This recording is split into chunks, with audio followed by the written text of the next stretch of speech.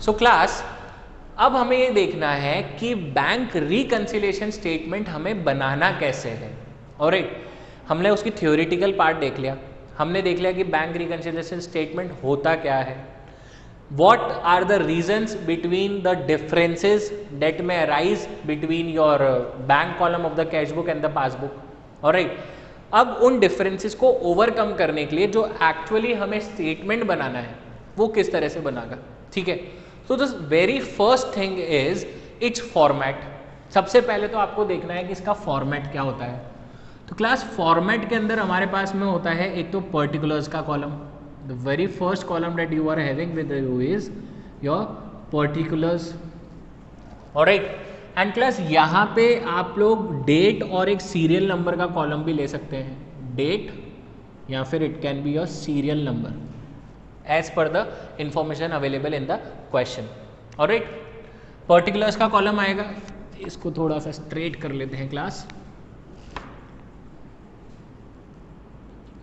Particulars and then two column for your amounts, one will be your plus and the another one will be your negative, plus column and minus column, okay। अब ध्यान देना, सुनना आपको यहाँ पे जो सबसे पहली चीज हम लोगों को क्वेश्चन में दे रखी होती है वो होता है हमारा ओपनिंग बैलेंस, ऑलराइट। तो पहले हम ये देखते हैं कि हमारा ओपनिंग बैलेंस कितने तरीके से हमारे पास में हो सकता है। ध्यान से सुनना, ब्रॉडली अगर मैं बात करूं क्लास, तो ओपनिंग बैलेंस होता है हमारे पास में दो तरीके से। It can be your favourable balance and it can be your unfavourable balance. Favourable balance का मतलब होता है पॉजिटिव और अनफेवरेबल बैलेंस का मतलब होता है class negative, alright. Favourable balance कौन कौन से होते हैं आप ये देखिए, the heading will be your favourable balances. Favourable balance कौन कौन से होंगे ध्यान से देखना है अब यहाँ पे।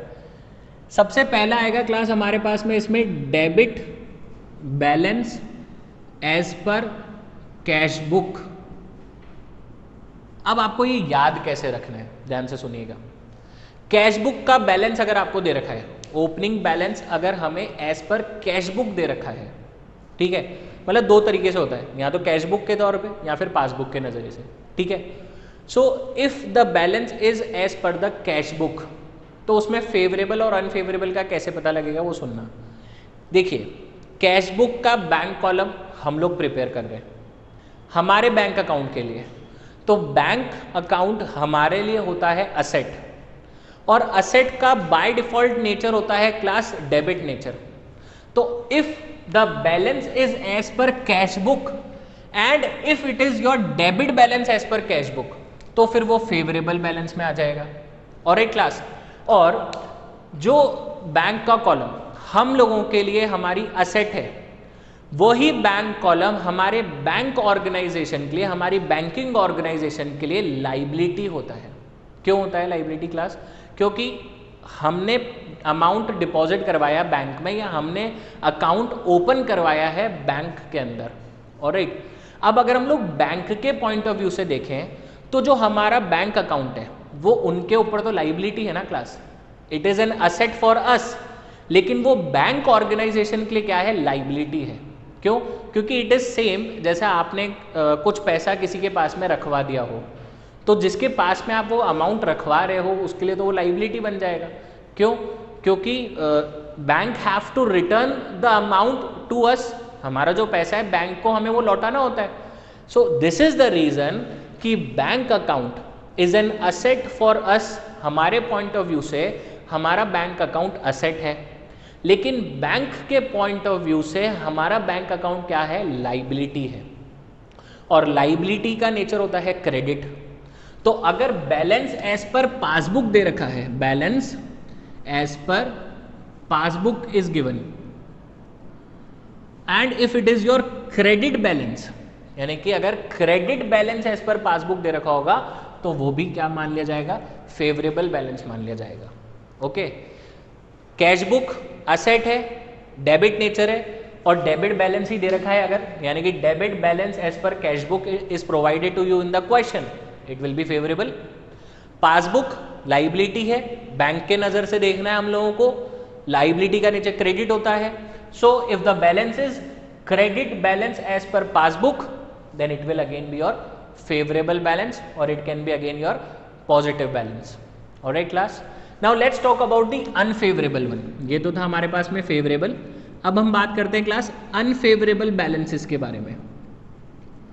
Unfavorable balances, तो देखिए debit balance as per cash book हमारे लिए पॉजिटिव बैलेंस होगा, तो उसका अपोजिट यानी कि credit balance as per cash book will be the negative one और द अनफेवरेबल बैलेंस, वो नेगेटिव साइड पे शो होएगा. Credit balance as per cash book, alright, cash book asset होती है, नेचर उसका डेबिट होता है, लेकिन यहाँ पे बैलेंस उसका क्रेडिट का दे रखा है, then it will be your unfavourable balance, it will be your negative balance. Alright class, and as your credit balance as per passbook was favorable, therefore the debit balance as per passbook will be your unfavorable balance again, and this can also be known as bank overdraft. इसको और क्या बोलते हैं हम लोग? Bank overdraft. Is it clear class? तो अगर bank overdraft दे रखा हो as per cash book as per passbook दोनों ही होता है, बैंक ओवरड्राफ्ट दे रखा होगा तो भी वो हमारा अनफेवरेबल बैलेंस यानी कि नेगेटिव बैलेंस माना जाएगा. Is it clear class? अब आपके पास में बात आती है कि सर बैंक ओवरड्राफ्ट होता क्या है. क्लास कई बार क्या होता है, the good firms, the business organisations, those who are having very good relations with the bank in financial nature, ठीक है, उनके ट्रांजैक्शंस काफ़ी अच्छे हैं, काफ़ी टाइम से बैंक अकाउंट जो बैंक है उसके अंदर उनका अकाउंट खुला हुआ है, and they are showing a very good relation with them as per the money terms, ठीक है, तो बैंक उनको एक ओवरड्राफ्ट लिमिट अवेलेबल करवा देता है. ओवरड्राफ्ट लिमिट का मतलब if you are not having any amount in your account, अगर आपके अकाउंट में कोई अमाउंट नहीं है तब भी आप अपनी पार्टीज को पेमेंट कर सकते हैं as per the limit. Suppose OD limit है हमारे पास में 25,000 की, so our bank account can go to negative balance till the amount of ₹25,000. हमारा जो बैंक अकाउंट है वो नेगेटिव बैलेंस तक जा सकता है 25,000 रुपीज तक. इस फैसिलिटी को बोला जाता है ओडी लिमिट, ओवरड्राफ्ट लिमिट, या फिर क्रेडिट लिमिट भी बोलते हैं इसको हम लोग. Alright class, so this was the about our opening balance. सबसे पहले तो हमें फॉर्मेट बनाना है और उसके बाद में दूसरा हमें देखना है कि हमारे को ओपनिंग बैलेंस कौन सा दे रखा है, whether it is your favourable और it is your unfavourable balance. You are having illustration, very good illustration in your DK Goyal and your NCERTs as well. Alright, you have to go through them and आपके पास में 6 to 7 illustration आएंगे जो पहले debit balance as per cash book के होंगे. Then you will be having illustrations which will be credit balance as per passbook. Alright, तो favourable दोनों कवर हो जाएगा, फिर अनफेवरेबल बैलेंसेस आएंगे. अब हम लोग आगे बढ़ते हैं क्लास. अब आएंगे स्टेप्स. आपको अब स्टेप्स पे ध्यान देना है, but for that what we'll do is we'll discuss the same with an example. हम लोग एक एग्जाम्पल फ्रेम करेंगे और उसके थ्रू हम लोग देखते हैं कि बैंक रिकंसिलिएशन स्टेटमेंट को स्टार्ट करना है और आगे कैसे बनाना है. Alright, so let us work on an example. I request you all that you must pause this video over here और फिर उसके बाद में एक बार ये फॉर्मेट आप लोग बना लें. इसके अंदर फेवरेबल बैलेंसेस और अनफेवरेबल बैलेंसेस को आप लोग अच्छे से लिख लें. Alright, so class I hope कि आप लोगों ने फॉर्मेट बना लिया होगा वहाँ पे पॉज करके वीडियो को, and I hope the opening balance वाला पार्ट जो है वो आपको क्लियर है. Okay, now let us move further with the bank reconciliation statement preparation part. Here is one of the example which I have framed for you. इस तरीके का कुछ क्वेश्चन आपके पास में आता है, आप देखिएगा. सबसे पहले debit balance as per cash book of ₹10,000. Now ये क्या हो गया, हमारा ओपनिंग बैलेंस हो गया. और फिर उसके बाद में एक ट्रांजैक्शन दे रखा है, cheques issued for payment of ₹3,000 but not presented till yet. We have already discussed certain kind of transactions on our DigiBoard. Okay, और हम लोगों ने देखा था कि इन ट्रांजैक्शन से किस तरीके से डिफरेंसेस आते हैं कैश बुक और पासबुक के अंदर. तो अभी हम लोगों को उन डिफरेंसेस के ऊपर वर्क करके और हमारी एक बैंक रिकंसिलिएशन स्टेटमेंट को प्रिपेयर करना है। Alright class, so the very first step that you have to do is you have to prepare a statement and its format is 2 column for your amounts, one will be your plus and the another one will be your minus, then a column for particulars and a column for date और it can be your serial number. आप यहाँ पे देख सकते हैं मैंने serial numbers note करे हैं। तो फर्स्ट सबसे पहला तो क्या होगा, हमारे को हमारा ओपनिंग बैलेंस लिखना होगा। Okay class, so the opening balance we are having with us is debit balance as per cash book of ₹10,000। So we have to write the same sentence over here, that is debit balance as per cash book. अब आप बोलेंगे ये plus में आएगा या minus में, तो देखिए कैश बुक का बैलेंस है और डेबिट बैलेंस है, तो इट मीन्स ये फेवरेबल होगा, क्योंकि कैश बुक हमारे लिए क्या है, असेट, असेट का नेचर क्या है, डेबिट, तो विच मीन्स ये फेवरेबल बैलेंस होगा। तो प्लस वाले कॉलम पे we have to write the amount that is ₹10,000। और एक क्लास, अब ध्यान से सुनना यहां पर आप लोग आगे के स्टेप्स को। First step that you have to follow is you have to read your transactions and you have to explain this transaction to yourself। आपको ट्रांजैक्शन पढ़ना है और आपको खुद को समझाना है हिंदी में और इट कैन बी इंग्लिश कि इसका मीनिंग क्या होगा। देखिएगा कैसे। फर्स्ट स्टेप, 3 स्टेप में सॉल्व करेंगे हम लोग बीआरएस को। पहला स्टेप तो क्या होगा, आपको अपना ट्रांजैक्शन पढ़ना है और फिर उसको खुद को समझाना होगा। तो ट्रांजैक्शन देखते हैं। Cheques issued for payment of ₹3,000, मतलब हम लोगों ने कोई पेमेंट करने के लिए चेक इशू करा होगा ₹3,000 का, but not presented till yet. लेकिन जो पार्टी है जिसको हम लोगों ने वो चेक इशू करा था, उसने अभी तक भी उसको बैंक में नहीं लगाया है फॉर क्लियरिंग। तो ये तो हो गया हमारा फर्स्ट स्टेप खत्म, हम लोगों ने ट्रांजैक्शन खुद को समझा लिया। और एक क्लास, सेकेंड स्टेप पे you have to notice the effect of this particular transaction on your cash book as well as on your passbook. मतलब इस ट्रांजैक्शन का हमारी कैश बुक पर क्या इफेक्ट आया होगा और हमारी पासबुक पर क्या इफेक्ट आया होगा, वो देखना है हम लोगों को। तो देखिएगा ध्यान से। ट्रांजैक्शन था चेक इशूड फॉर पेमेंट, मतलब हम लोगों ने चेक इशू करा पेमेंट करने के लिए। तो जैसे ही हमने चेक इशू करा पेमेंट करने के लिए, हम लोगों ने हमारी कैश बुक को क्रेडिट कर दिया होगा। और एक यानी कि यहाँ पे कैश बुक क्रेडिट करने का मतलब कैश बुक के बैंक कॉलम को हम लोगों ने क्रेडिट कर दिया, विच मीन्स हमने हमारी कैश बुक को कम कर दिया। Alright class, agreed. पेमेंट करने के लिए चेक इशू कर दिया, चेक इशू करते ही हमने हमारी कैश बुक में एंट्री कर दी, बैंक कॉलम के अंदर क्रेडिट साइड पे, पेमेंट साइड पर एंट्री कर दी, तो हमारी जो कैश बुक है वो कम कर दी हम लोगों ने। Is it clear? लेकिन वो चेक अभी तक भी बैंक में नहीं लगा है, पेमेंट अभी तक भी हमारे अकाउंट से नहीं क्लियर हुआ है, तो हमारी पासबुक में कोई एंट्री नहीं हुई है उसके लिए। तो पासबुक कंपेरेटिवली अभी भी क्या चल रही है, बढ़ी हुई चल रही है। ये इम्पैक्ट देखा हमने ट्रांजैक्शन का हमारे बैंक अकाउंट कैश बुक के अंदर और हमारी पासबुक के अंदर। इम्पैक्ट क्या आया कि हमारी कैश बुक कम चल रही है और हमारी जो पासबुक है वो बढ़ी हुई चल रही है। Is it clear? ठीक है, ये सेकेंड स्टेप खत्म हो गया। थर्ड स्टेप पे class you have to notice कि हमें ओपनिंग बैलेंस किस चीज का दे रखा है। ये क्यों करना होता है हमें, मैं आपको बताता हूं। अगर हमें ओपनिंग बैलेंस कैश बुक का दे रखा होगा तो हम लोगों को ट्रांजैक्शंस को मैच कराना होगा हमारी पासबुक से, यानी कि पासबुक पे जो इम्पैक्ट चल रहा होगा वो ही इम्पैक्ट हमें यहां पे दिखाना होगा, and vice versa. Vice versa मतलब अगर हमें यहाँ पे कैश बुक का पासबुक का ओपनिंग बैलेंस दे रखा है, आई रिपीट, अगर हमें यहाँ पे पासबुक का ओपनिंग बैलेंस दे रखा है तो हमें मैच किससे कराना होगा, कैश बुक के इफेक्ट से। क्लियर हो गई बात?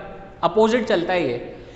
If the opening balance is of cash book then we have to prepare our BRS as per the point of view of the passbook, यानी कि हमें हमारी पासबुक को ध्यान में रखते हुए हमें बीआरएस बनाना है। और अगर हमें हमारा पासबुक का ओपनिंग बैलेंस दे रखा है, it can B favourable, it can B unfavourable, उससे मैटर नहीं करता। मैटर करता है ओपनिंग बैलेंस किस चीज का है। अगर पासबुक का ओपनिंग बैलेंस दे रखा होगा तो हमें बनाना है, हमें मैच किससे करवाना होगा, कैश बुक से, अपोजिट चलेगा। क्लियर है बात यहाँ पे क्लास? तो थर्ड स्टेप पे वी हैव नोटिस कि ओपनिंग बैलेंस था कैश बुक का। अब खुद को समझाइए, कैश बुक का ओपनिंग बैलेंस था तो हमें मैच किससे करवाना होगा, पासबुक से। अब सेकंड वाले स्टेप को वापस से देखते हैं, कैश बुक कम चल रही थी और पासबुक बढ़ी हुई चल रही थी। तो अगर पासबुक बढ़ी हुई है तो हमें हमारी कैश बुक को भी बढ़ाना पड़ेगा। लैंग्वेज पे ध्यान देंगे class, you have to follow the same language, और इसको यूज टू आने में बहुत टाइम लगेगा आपको, प्रैक्टिस करिएगा, आ जाएगा धीरे धीरे करके। मैं वापस से बताता हूँ, हमें ओपनिंग बैलेंस दे रखा था क्लास कैश बुक का, तो हमें मिलाना किससे है, पासबुक से। और हम लोगों ने अभी इफेक्ट देखा था, हमारी पासबुक बढ़ी हुई चल रही है और हमारी कैश बुक कम चल रही है। तो अब हम कैश बुक को भी क्या करेंगे, बढ़ा देंगे। बढ़ाने का मतलब क्या करेंगे क्लास, हम उसको प्लस वाले साइड पे लिख देंगे। तो हम आएंगे सेकंड पे और यहाँ पे हम एज इट इज एक नरेशन टाइप लिख देंगे। यहाँ पे check issued but not yet presented, और किस कॉलम में अमाउंट आएगा क्लास, प्लस वाले कॉलम पे। क्यों आ रहा है प्लस वाले कॉलम पे, क्योंकि कैश बुक कम चल रही है, पासबुक बढ़ी हुई चल रही है।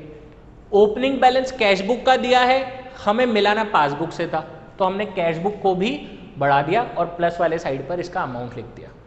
Is it clear class, is it clear? वापस से एक बार देखना इनको, और साथ में आप लोग इलस्ट्रेशंस को भी देखिएगा, आता रहेगा।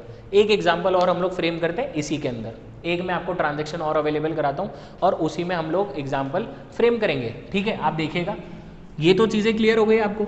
अब मान लीजिए अगर इसकी जगह पे हमें ट्रांजैक्शन दिया हुआ होता, भाई अभी तो था cheque issued but not yet presented for payment, it can be some other transactions as well. हमने डिफरेंसेस के रीजन क्या क्या देखे थे कि bank has made a recording but intimation has not provided to us. So उसका एक example देखते हैं हम लोग। देखिए, bank has debited our account by ₹500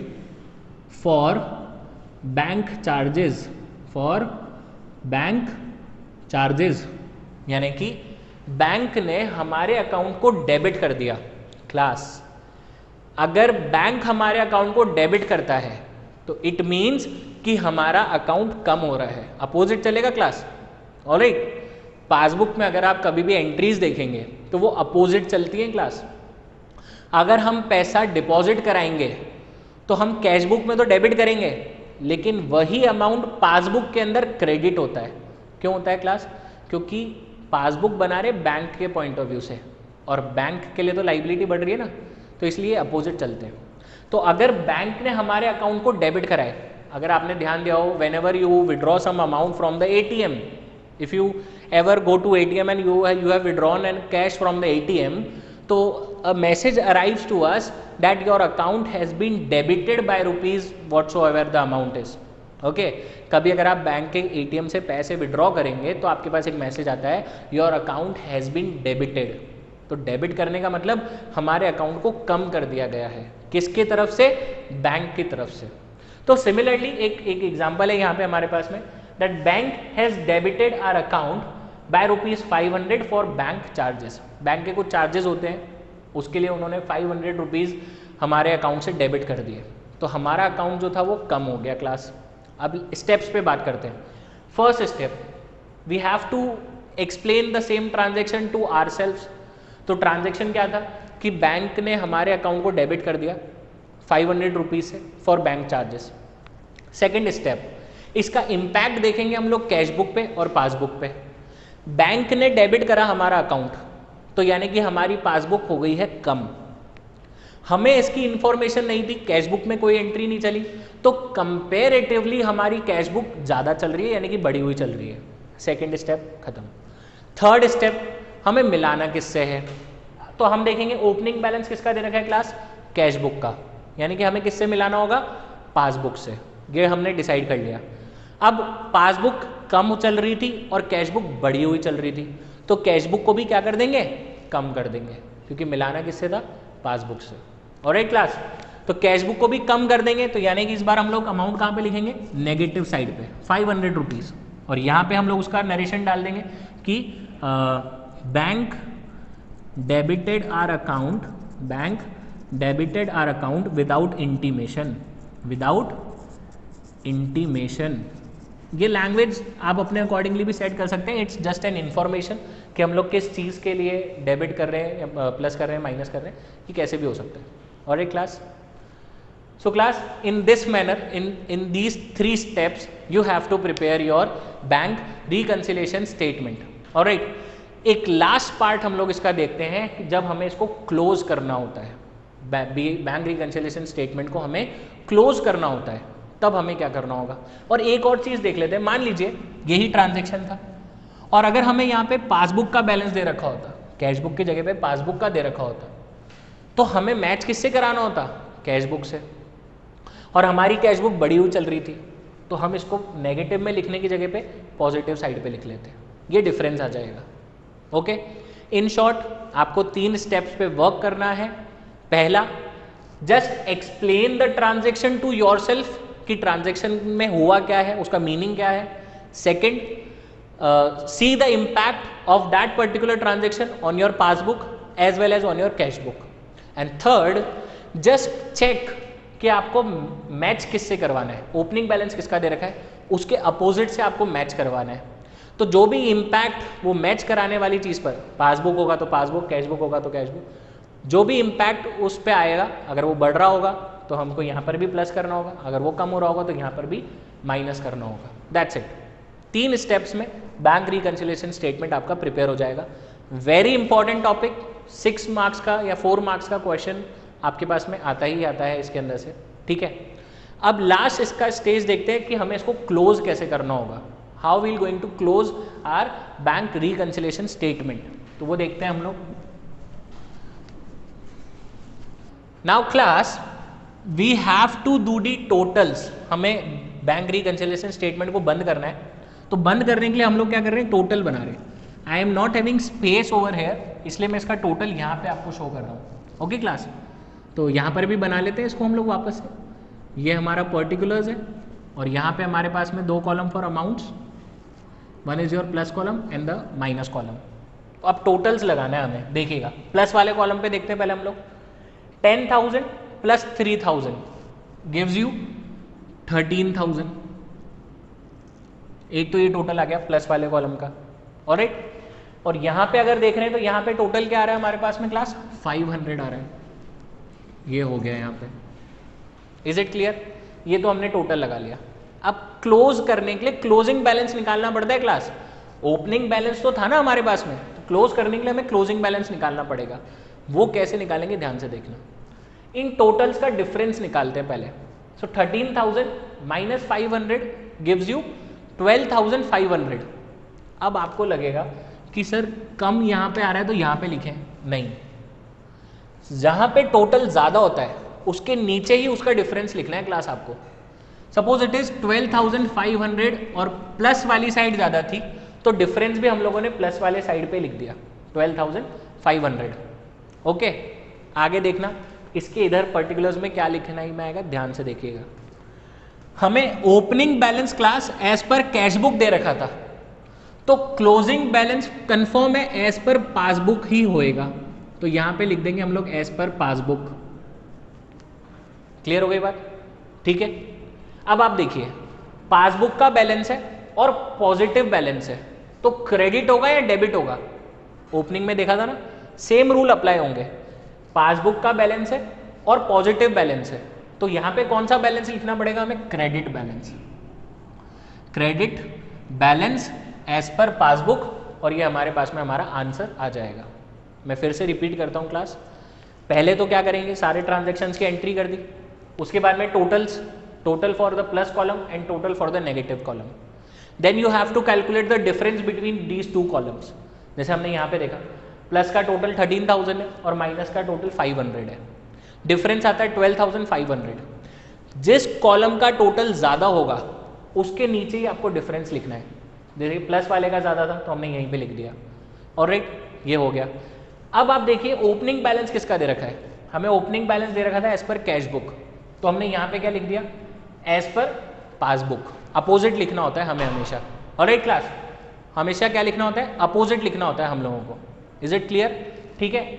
अब आप देखिए मैच कराइए उसको, पासबुक का बैलेंस है और पॉजिटिव आ रहा है, तो इसका मतलब कौन सा बोलना पड़ेगा हमें उसको, क्रेडिट बैलेंस, क्योंकि पासबुक का पॉजिटिव बैलेंस कौन सा वाला होता है, क्रेडिट वाला होता है। तो ऑटोमेटिकली यहाँ पे आपको आंसर मिल जाएगा, that is your credit balance as per passbook.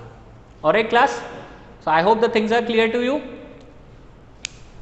So class, I hope bank reconciliation statement is clear to all of you. ठीक है, thank you so much, stay home, stay safe.